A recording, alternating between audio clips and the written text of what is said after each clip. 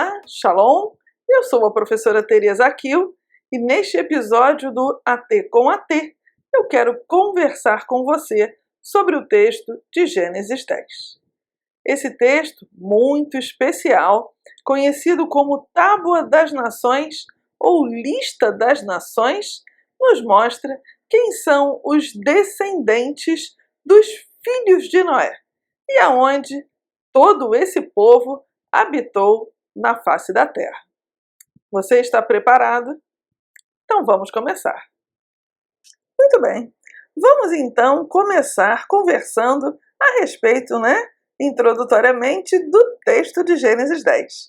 Se você já leu esse texto alguma vez, você já deve ter estranhado um pouco o posicionamento dele dentro do próprio livro de Gênesis, Isso porque o texto de Gênesis 10, quando analisado com relação ao texto de Gênesis 11, para alguns estudiosos, se mostra um registro anacrônico. O que isso quer dizer? Quer dizer que enquanto Gênesis 10 mostra a humanidade espalhada sobre a terra, Gênesis 11 mostra a humanidade ainda concentrada numa única região. E ela depois, por um desdobramento do que acontece no texto, é que ela será espalhada, tá? Assim, cronologicamente, como eu coloquei aqui, primeiro aconteceu o episódio de Gênesis 11 e depois, então, o espalhar-se sobre a terra, o espalhar dos homens sobre a terra em Gênesis 10. Vamos avançar e conhecer a estrutura do nosso texto. Nós temos um versinho de introdução e depois, no meio, nós vamos ter os filhos de Noé e as nações que dele saem. O primeiro, Jafé, capítulo 10, verso 2 a 5, vai gerar 14 nações. Depois vamos ter no centro da nossa narrativa os filhos de Cão, que vão gerar 30 nações. E por fim, nós vamos ter a apresentação dos filhos de Sem, que vão gerar 6 nações. Percebe que até aqui, o registro ele não segue a ordem. A ordem qual seria? Sem, Cão e Jafé. Mas não é isso que acontece. Eu começo com o Jafé, passo pelo Cão e termino com Sem. Por quê? Porque os filhos, os descendentes de Cão, eles têm um papel, eu diria assim, por enquanto, especial na história de Israel. Vamos avançar e entender que papel especial é esse, Se é bom ou ruim. Vamos lá, vamos avançar. Começando o nosso texto, vai dizer para nós: estas, pois, são as gerações dos filhos de Noé, Sem, Cão e Jafé, aos quais nasceram filhos depois do dilúvio. Então, eles tiveram filhos e esses filhos se espalharam e geraram, então, povos, nações, clãs, enfim, Então, nós temos aqui em rosa os filhos de Cão, depois os de Sem, em verde, e por fim os de Jafé. Então percebe aqui que até mesmo nessa ordem, quando a gente olha, puxa, o Cão está numa parte, o Sem na outra, não segue nem mesmo a ordem de Sem, Cão e Jafé. Vamos lá, avançando. Filhos de Jafé darão 14 nações. Então vejam, os filhos de Jafé, Gomer, Magog, Madai, Javã, Tubal, Meseque e Tiras. Os filhos de Gomer, Askenaz, Rifate, Togarma. Os filhos de Javã, Elisá, Tarsis, olha aí a Tarsis, que envolve a história de Jonas, Quitim, Dodanim. E estas foram repartidas às ilhas das nações nas suas terras, cada qual segundo sua língua, segundo suas famílias, entre suas nações. Percebe aqui que o local para onde eles estão, os filhos de Jafé, é que eles vão se concentrar na Ásia Menor, na atual Turquia e na Europa Ocidental. Povos que eles vão gerar: medos, gregos, da região da Itália e do sul da Espanha. E aqui o destaque especial, não tão positivo quanto o de Tarsis, é Magog, que é citado em Ezequiel 38:2, 39:6 e também em Apocalipse capítulo 20, como local da última batalha, que procederá no juízo final. Lembram Gog e Magog? Então, né? A última batalha aí envolvendo, né? É muito interessante você começar a perceber os meandros desse texto, porque veja, os filhos de Jafé estão aqui listados, né? Gomer, Magog, Madai, Javã, Tubal, Meseque e Tiras. Só que a gente não sabe de todos eles, dos descendentes de todos eles. O texto concentra em quem? Nos filhos de Gomer e depois nos filhos de Javã, né? O restante dos filhos de Jafé, a gente não sabe. Então é muito interessante como a gente percebe nesse relato que ele não trabalha, às vezes, não é, com muitos detalhes, mas ele seleciona, faz uma seleção de quem ele vai querer falar ou emitir alguma informação importante. Vamos avançar. Filhos de Cão, né? Cam. 30 nações. E aí vocês estão vendo, é um pedaço do Egito, né? Canaã inteiro. Então vejam lá, né? Os filhos de Cão, Cuxi, Mitzraim, Put e Canaã. Os filhos de Cuxi, Sebá, Avilá, Sabitá, Raamá, Sabitecá. E os filhos de Raamá são Sebá e Dadã. Cuxi também gerou a Nimrod, o qual foi o primeiro a ser poderoso na terra. Ele era poderoso caçador diante do Senhor. Pelo que se diz como Nimrod, poderoso caçador diante do Senhor. O princípio do seu reino foi Babel, Ereque, Acade e Calné, na terra de Sinar. Desta mesma terra saiu ele para a Assíria e edificou Nínive, Reobet-ir, Calá, Rezém, entre Nínive e Calá, e esta é a grande cidade. Então aqui vocês perceberam que Cão, né, é o filho que teve sua descendência amaldiçoada por Noé, e eles se espalharam pela África e também pela Palestina. Percebe que tem um destaque especial aqui no texto com relação a Nimrod, né? E o texto vai dizer que ele foi um poderoso caçador, um Givor Tsaíd, né? E aqui a gente tem que lembrar do que a gente já conversou na história de Esaú e Jacó. Ah, nós ainda não conversamos. Oh, nós chegaremos lá, não é? Na história de Esaú e Jacó, o Tsaíd, apontado aqui como caçador, é a mesma palavra usada para o Esaú. E quem era o Tsaíd? O que significa essa palavra? O Tsaíd, ele é realmente um caçador, mas ele não é uma pessoa que caça porque ele precisa se alimentar. Ele caça porque, principalmente, ele tem prazer em caçar e em matar. Esse é o Tsaíd. Então perceba que quando o texto fala para nós sobre o Nimrod, que ele era poderoso, ele era Givor sobre a terra, alguns estudiosos vão dizer que o Nimrod talvez tenha sido o primeiro tirano que caçava não só animais para satisfazer o seu instinto, mas ele também oprimia extremamente as pessoas. E esse era o Nimrod. Ele queria ser o primeiro tirano, ele era um assassino, vamos dizer assim, hoje em dia, né? E aqui o texto vai falar, ó, o princípio do seu reino foi Babel.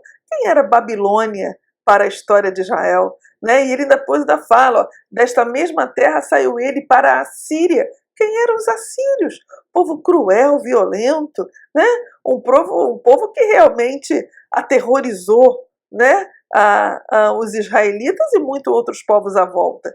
Os assírios foram aqueles que em 722 destruíram o Reino do Norte, levando toda a sua população para a Síria.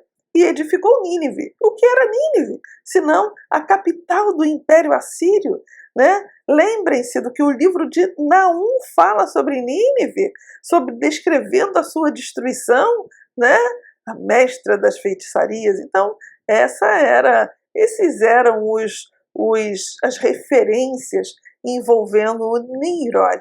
Por isso que talvez ele seja aqui, né, apontado desta forma, como um poderoso caçador, como um tirano, talvez sendo o primeiro tirano né, aqui da nossa historiografia bíblica. Vamos avançar aqui e continuar, olha, ainda sobre Cão. Mitzraim gerou a Ludim, Anamim, Leabim, Naphtuim, Putracim, Casluim, da onde saíram os filisteus, e Caftorim. Canaã gerou a Sidom, seu primogênito, e Et, e ao Jebuseu, o Amorreu, o Girgazeu, o Eveu, o Arqueu, o Sineu, o Arvadeu, o Zemareu, o Amateu. Depois se espalharam as famílias dos cananeus. Foi o tempo dos cananeus, foi o termo dos cananeus, desde Sidom em direção a Gerar até Gaza, e daí em direção a Sodoma, a Gomorra, Admar, Zeboim e até Laza. Estes são os filhos de Cão, segundo suas famílias, segundo suas línguas, suas terras e suas nações. Então, percebe que os descendentes de Cão, eles são os inimigos históricos dos israelitas. Aqueles inimigos que sempre são citados na Bíblia hebraica como povos que deveriam ser conquistados, ser exterminados e, mais do que isso, jamais deveriam ser aliados do povo de Deus. E aqui estamos colocando os egípcios, os babilônios, assírios, filisteus, jebuseus, amorreus, gigazeus, heveus, enfim, né? E, além disso, o nosso texto também liga Cão a locais onde ocorreram eventos muito complicados na antiguidade envolvendo Israel, como Gaza, como Sodoma, como Gomorra e assim sucessivamente. Vamos avançar. Filhos de Sem, 6 nações. A Sem, que foi pai de todos os filhos de Éber e irmão mais velho de Jafé, a ele também nasceram filhos. Os filhos de Sem foram Elão, Assur, Arfaxade, Lude e Arão. E os filhos de Arão, Ul, Jeter e Mas. Arfaxade gerou a Selá, e Selá gerou a Éber. Percebe aqui que o local do Sem é Mesopotâmia e sudoeste da Arábia, e, além disso, a linhagem eleita por Deus, Sem foi o ancestral de Éber, que está muito ligado aos descendentes, né, que vai gerar os israelitas. Vamos avançar aqui e ler a conclusão do nosso episódio, né? Oh, não! Temos ainda um verso muito especial aqui. Veja só, verso 25. A Éber nasceram 2 filhos. O nome de um foi Peleg, porque nos seus dias foi dividida a terra. E o nome do seu irmão foi Joquitã. Quando a gente lê isso, foi dividida a terra? Como é que é esse negócio, né? Então, a divisão da terra, que divisão é essa? Que divisão se refere o verso, né? Pelag é um verbo e ele quer dizer dividir. Assim, para alguns estudiosos, a frase "no seu tempo a terra foi dividida" vai parecer indicar algumas coisas. Primeiro, letra A, veja só, que ao nascer seu pai, Éber, repartiu seu território entre os 2 filhos, o Peleg e o Joquitã. É possível? Possível. Segunda possibilidade, referência à divisão da terra após a confusão das línguas de Gênesis 11. Complicado, né? O nome Peleg, divisão, é um memorial do evento de Gênesis 11.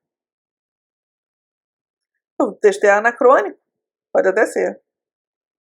A divisão Peleg da terra em continentes, pois estes ainda estavam unidos. Quem lembra da história? Quem lembra da escola, não é? Da Pangeia, onde houve um momento na Terra, segundo os cientistas, que todos os continentes estavam unidos. O pessoal até fala da África, que encaixa no Brasil, aquela coisa toda. É uma possibilidade aqui, né? Então, a divisão Peleg da Terra em continentes, pois eles ainda estavam o quê? Unidos, segundo o modelo do geólogo John Baumgardner e do etnólogo H.S. Miller. Última possibilidade, essa eu acho bem interessante, letra E, olha só. Pelag é usado 10 vezes no Antigo Testamento, nesses textos que vocês estão vendo. E tem um significado de canal, rio, torrentes de água. Assim, quando Peleg nasceu, a separação das áreas da terra pelo mar já estava a decorrer e ainda não estava, desculpa pessoal, ainda não estava completado, sendo algo que aconteceu em seus dias. Isso é muito, muito possível. Dilúvio, inundação, a terra absorveu bastante água, mas certamente canais de água, novos canais de água, novos caminhos de água pela terra podem realmente ter surgido, e nesse momento aqui, onde Éber teve os seus filhos, esses canais aí, esses momentos, esses mares, né, esses locais onde a água estava passando, ainda estava sendo formado. É interessante também, né? Joquitã gerou a Almodá, Selef, Hazarmavé, Gerá, Adorão, Uzal, Dicla, Obal, Abimael, Seba, Ofir, Avilá e Jobabe. Ofir, Avilá, olha só, lembra o nome dos rios do Éden? Todos estes foram filhos de Joquitã.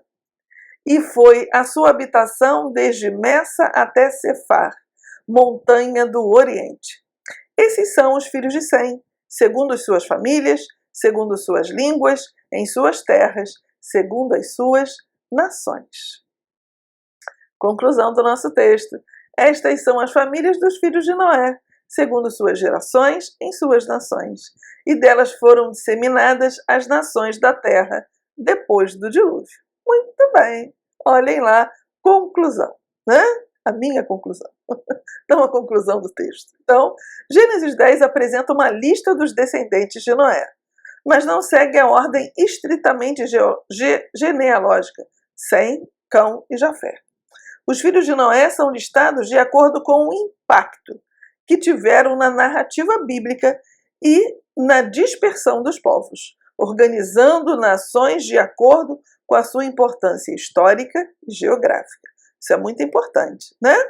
Então, os povos não têm importância aqui a genealogia, a ordem do nascimento. Tem importância no impacto que tiveram na narrativa bíblica. É por isso que os filhos de Cão, que gerou os cananeus, e todos aqueles subpovos cananeus, eles vão ali estar no centro da narrativa. Cananeus eram inimigos de Israel, sempre foram, né? Então, estão ali, no centro da narrativa. E, inclusive, é ali no centro da narrativa que a gente vai ter a indicação do Nimrod, do primeiro tirano, do Tsaíde, de um terrível caçador, né? Que caçava não só por necessidade, mas principalmente por prazer. Tem mais uma coisa nesse texto. Vocês perceberam que são muitas nações citadas, né?